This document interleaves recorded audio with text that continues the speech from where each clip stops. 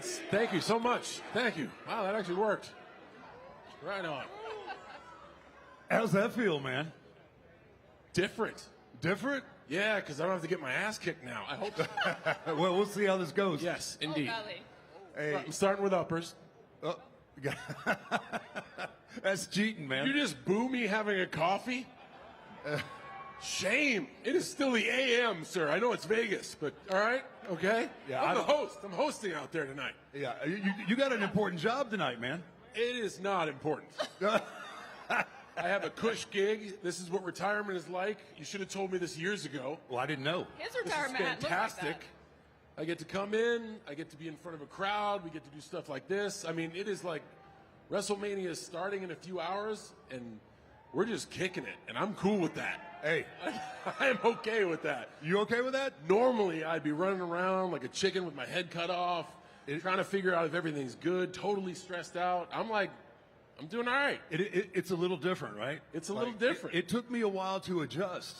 When I retired and I showed up, and then you just have that thing in you that's like, I should be doing this. I should be getting ready. Why am I? And like, oh, you're not working, man. Yeah, for me, it was immediate. Like I went to T-Mobile on Friday while they were doing SmackDown. I was saying hi to everybody. I didn't have a care in the world. Now I know what it's like to be a fan. That's why I know you guys are so excited all the time. Because all you gotta do is just sit back and give some enthusiasm. It's honestly, it's a good spot. I'm happy. Yeah, well, that's good because you've adjusted well, right? Obviously, like I didn't adjust that well coming out. So, but you are just in your moment right now, man, and I love it. Thank you so much. Truth be told, I kind of had a while to work up to it. We've had some conversations that are not on air, so you're going to hear me repeating stuff that we've said in confidence, but you'll be hearing for the first time. Thanks for playing along. So we've talked a few times, and you've mentioned that it was something you really never thought about. Right. This was something I thought about, and something I thought about early in my career. I literally promised the fans that when I felt a step slower, I was out. So not only did I make that promise early, but the whole planning of the retirement tour took 3 years. Wow. The concept happened 3 years before execution. I pitched WWE about close to 18 to 20 months out. And then we announced it in Toronto, and then we started in January in Intuit Dome. So I've adjusted because I've had close to 4 years to think about what's going on.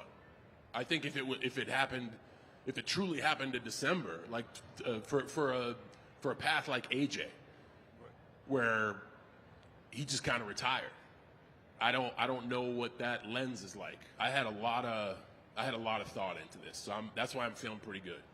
That's good. I mean, that's to prepare your mind mentally because, again, as to our conversations, is you know that your realistic mind knows that you're not going to be able to do this forever. Yes.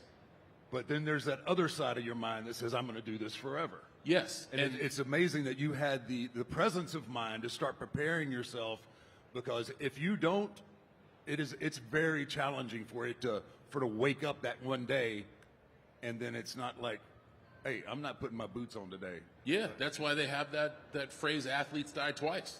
Yeah. You know, they got to walk away from the thing that they've done their whole lives. And then that's essentially, you know, facing your mortality. It's for a lot of folks, it's their identity, you know, and man, you are literally the last of the secrets of wrestling. So for you to put that character away, I don't know the identity struggles that you might have had or the hills you might have had to climb. For me, like I said, I had a really nice lead up and I got some great love and connection around me, and it was nothing but support. And that's why I'm in a good place, man. Well, Awesome. look, also, in all fairness, he retired like 5 times.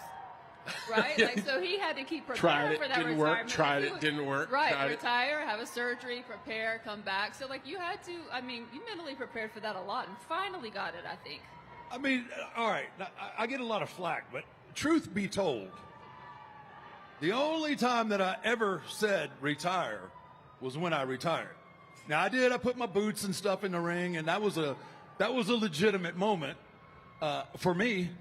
But obviously, the old man had different. I don't think even when I retired, because he was insistent when I did retire that I retired in character and all of that. Like I still think he felt like he could ring the bat phone if he had to, and I was going to come back. I know the character retired, but we can bring you back. Oh, there's something left, right? There's a little bit left in that sponge, but there really wasn't, man. What? June 2002. Yeah, that's when this whole thing started. This is a full circle moment. Yeah, so 2002 is where y'all actually interacted for the first time backstage, right? Yes. And you had Yes. been there for what? Really? Oh, look. Oh my goodness, look at that. Look at those young guys.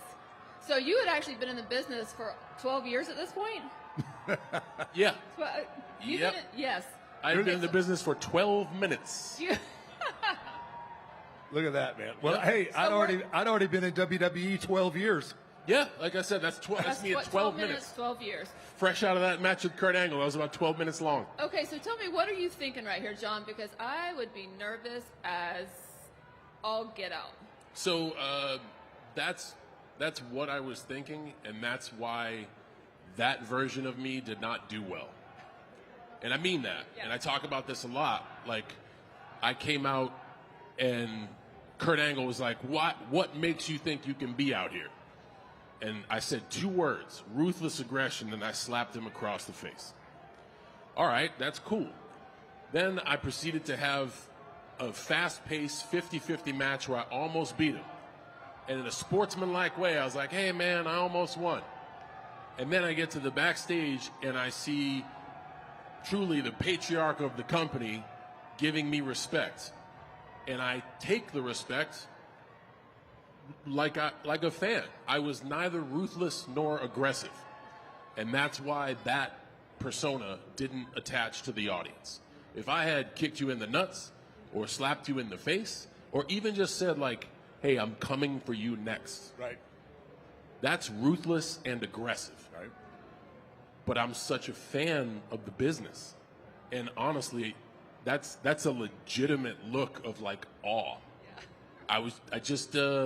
We all find our own path, and that's a moment of me not understand. That's a moment of me being a fan and not understanding the business side. Right. And you don't hand out compliments lightly. So, I mean, was that... That's another thing. Like, that doesn't happen. Yeah. So I do. I'm a little bit. I'm pretty much the last one come to the table with the compliments with the young guys. But you are like in my head. What I'm seeing here. I think you gave me a compliment there, and this introduction was the next compliment you gave me. So how many 24 years apart was later. that? So I'm okay with that. I'm doing all right. Once every quarter century.